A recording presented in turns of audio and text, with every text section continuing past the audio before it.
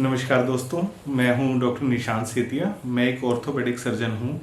आज हम एक बहुत ही कॉमन प्रॉब्लम की बात करने वाले हैं जो हमें रूटीनली सुनने में आता है कि कोई भी एक्सरे करवा के आया घुटने का और डॉक्टर ने उसे बताया कि आपके घुटने में स्पेस या गैप कम हो गया है। तो आज दोस्तों हम ये जानेंगे कि ये गैप एक्चुअली क्या होता है और ये गैप कैसे कम हो जाता है और ये गैप कम होने के बाद हमें क्या करना चाहिए। तो दोस्तों सबसे पहले बात करते हैं कि नी जॉइंट क्या होता है। तो नी जॉइंट हमारे जो घुटना है उसे नी जॉइंट बोला जाता है। इस घुटने को बनाने वाली 3 हड्डियां होती हैं, ऊपर वाली थाई बोन, नीचे वाली टिबिया बोन और आगे जो है वो नी कैप जिसे पटेला बोन कहा जाता है।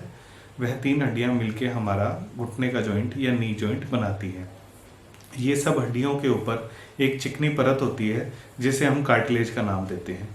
तो जब ये कार्टिलेज जब हमारे घुटने में और जब हमारी हड्डियों के ऊपर लगा होता है और जब हम इसका एक्सरे कराते हैं तो हमें हड्डियां तो दिखाई देती हैं एक्सरे में, ये कार्टिलेज विजिबल नहीं होता है, यह दिखाई नहीं देता है। तो ऐसी कंडीशन में क्या है कि हमारे जो एक्सरे में हमें हड्डी दिखाई देती है, ऊपर वाली और नीचे वाली, और बीच में एक स्पेस दिखाई देता है। तो दोस्तों जैसा कि आप ऊपर वाले एक्सरे में देख रहे हैं कि ये स्पेस जो दिखाई दे रहा है ये एक्चुअली कार्टिलेज है। यह खाली स्पेस, हवा नहीं है इसमें, यह कार्टिलेज है जो कि एक चिकनी परत है। तो दोस्तों क्या होता है कि जब ये स्पेस ख़त्म हो जाता है तो हम इसे आर्थराइटिस बोलते हैं। जैसा कि आप ऊपर वाले एक्सरे में देख सकते हैं कि इस मरीज का जो स्पेस है वो कम हो गया है, इसे हम आर्थराइटिस का नाम देते हैं। तो दोस्तों अब मैं आपको बताना चाहूँगा कि जो आर्थराइटिस है वो किस कारणों से होता है। तो सर आर्थराइटिस जो है वह कई कारणों से हो सकता है, जिसमें से सबसे कॉमन कारण है एज से होना, जिसे हम ऑस्टियोआर्थराइटिस का नाम लेते हैं। दूसरा कारण हो सकता है कि चोट लगने के कारण आर्थराइटिस होना, जिसे हम पोस्ट ट्रोमेटिक आर्थराइटिस का नाम देते हैं। तीसरा कारण होता है कि कोई इन्फेक्शन हो जाना, उसका भर जाना, उसके बाद जोड़ खराब हो जाना, उसे हम सिक्वल टू इन्फेक्टिव आर्थराइटिस का नाम देते हैं। साथ ही साथ कई लोग ऐसे होते हैं जिसमें गठिया बाह की बीमारी होती है, गाउट की बीमारी होती है, ऐसे लोगों में भी आर्थराइटिस हो जाता है, जिसे हम इन्फ्लेमेटरी आर्थराइटिस का नाम देते हैं। तो दोस्तों अब किस मरीज को क्या तकलीफ है और उसे क्या इलाज चाहिए, यह जानने के लिए सबसे पहले हम ये देखते हैं कि वह मरीज कौन सी स्टेज ऑफ आर्थराइटिस पे है। तो जो सभी आर्थराइटिस हैं उनको हमने 4 स्टेजेस में क्लासिफाई किया हुआ है।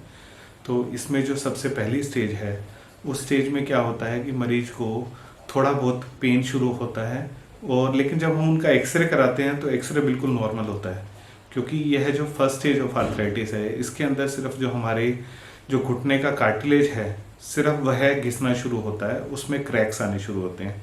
तो ऐसे में हमें सप्लीमेंट लेने चाहिए, जो कि कई तरह के सप्लीमेंट मार्केट में अवेलेबल हैं, वो सप्लीमेंट लेने चाहिए। हमें एक्सरसाइज करना चाहिए, हमें वेट कम करना चाहिए और हमारी डाइट में इम्प्रूवमेंट करना चाहिए। फिर उसके बाद दोस्तों सेकंड स्टेज ऑफ आर्थराइटिस आ जाता है, जिसमें यह स्पेस कम होने लगता है। जैसा कि आप ऊपर वाले एक्सरे में देख रहे हैं कि इस मरीज का जो स्पेस है वो कम होना शुरू हो गया है, लेकिन बीच में अभी भी स्पेस बचा हुआ है। इसका मतलब कुछ कार्टिलेज घिस चुका है और कुछ कार्टिलेज बचा हुआ है। दोस्तों ऐसी स्टेज में भी हम सप्लीमेंट्स और दवाइयाँ और एक्सरसाइज और वेट रिडक्शन एडवाइस करते हैं। और दोस्तों अब इसके बाद जो स्टेज 3 है इसके अंदर यह जो स्पेस है और कम हो जाता है, और यही वो स्टेज है जिसके बाद हमें घबराने की ज़रूरत है, क्योंकि ये इरिवर्सिबल स्टेजेस हैं। ये हमारा कार्टिलेज बिल्कुल ख़त्म हो गया है और बहुत ही कम स्पेस रह जाता है और हमारे घुटने में दर्द होने लगता है।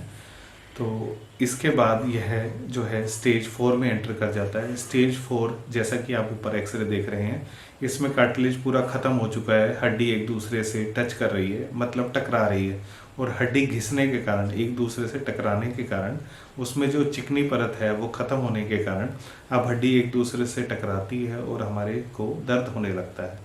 ऐसे में क्या होता है, इस आर्थराइटिस में हमें दर्द रहने लगता है। हम थोड़ा सा चलते हैं तो हमारा दर्द बढ़ जाता है। हम दिन भर चलते रहते हैं तो ठीक है, लेकिन अगर हम शाम को जाकर जब बैठते हैं तो बैठने के बाद बहुत दर्द होता है। रात को नींद में सोते सोते बहुत दर्द होने लगता है, हमें उठना पड़ता है, इतना दर्द हो जाता है। और धीरे धीरे यह है जब दर्द बहुत ज़्यादा बढ़ जाता है तो उसके बाद हमें डेली की रूटीन एक्टिविटीज़ जैसे कि टॉयलेट जाना या घर में चलना वह भी मुश्किल हो जाता है। तो दोस्तों ये जो स्टेज है, ये स्टेज हमारी प्रिवेंटेबल इससे पहले तक होती है, लेकिन इसके बाद जब ये ग्रेड 4 आर्थराइटिस तक पहुंच जाता है तो इसका ट्रीटमेंट सिर्फ सर्जरी रह जाता है। सर्जरी कई तरह की होती है सर, जैसे कि यह उम्र के हिसाब से डिसाइड किया जाता है कि हम क्या कर सकते हैं इनके बारे में। तो कुछ सर्जरी ऐसी होती हैं जो जॉइंट बदलने की सर्जरी होती हैं, जिसे जॉइंट रिप्लेसमेंट सर्जरी का नाम दिया गया है, और कुछ सर्जरी होती हैं जॉइंट प्रिजर्वेशन सर्जरी होती हैं। तो सर जॉइंट प्रिजर्वेशन सर्जरी जो है उसके अंदर हम इस हड्डी को काट कर सीधा कर देते हैं, जिसे हाई टिबियल ओस्टियोटमी का नाम दिया जाता है। और इसी तरह जब इस जोड़ को बदलते हैं तो उसे नी रिप्लेसमेंट या नी रीसरफेसिंग का नाम दिया गया है। तो जो नी रिप्लेसमेंट या नी रीसरफेसिंग है यह दो टाइप की है। एक होता है पार्शियल नी रिप्लेसमेंट, एक होता है टोटल नी रिप्लेसमेंट। जो घुटना बदलना जो हमारे में आजकल भ्रांति रहती है कि घुटना बदला, हमारा घुटना काट के नया घुटना लगा देंगे, ऐसा कुछ नहीं होता है दोस्तों। अब टेक्नोलॉजी बहुत एडवांस हो चुकी है। अब जैसे हम दांत के लिए कभी भी इलाज कराने जाते हैं तो हमारे दांतों में कैप लगाई जाती है, उसी तरह नी रिप्लेसमेंट जो है नी रीसरफेसिंग में बदल चुका है अब।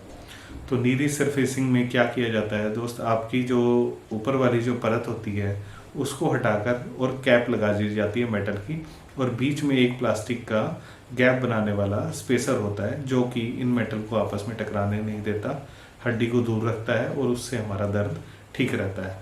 तो दोस्तों ये जो कैप लगाने का तरीका है, ये कैप को हम दो तरीके से कर सकते हैं। एक होता है पार्शियल नी रिप्लेसमेंट, एक होता है टोटल नी रिप्लेसमेंट।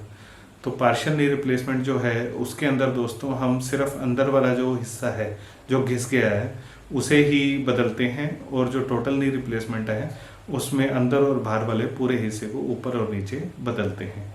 तो दोस्तों ये है पार्शियल नी, टोटल नी और हाई टिबियल ओस्टियोटमी, ये सब ओस्टियोआर्थराइटिस के इलाज के बारे में है। तो दोस्तों आज के लिए इतना ही, और अगर आगे भी आप ऐसे इन्फॉर्मेटिव वीडियो देखना चाहते हैं तो प्लीज़ मेरे वीडियो को शेयर और सब्सक्राइब कर दीजिए।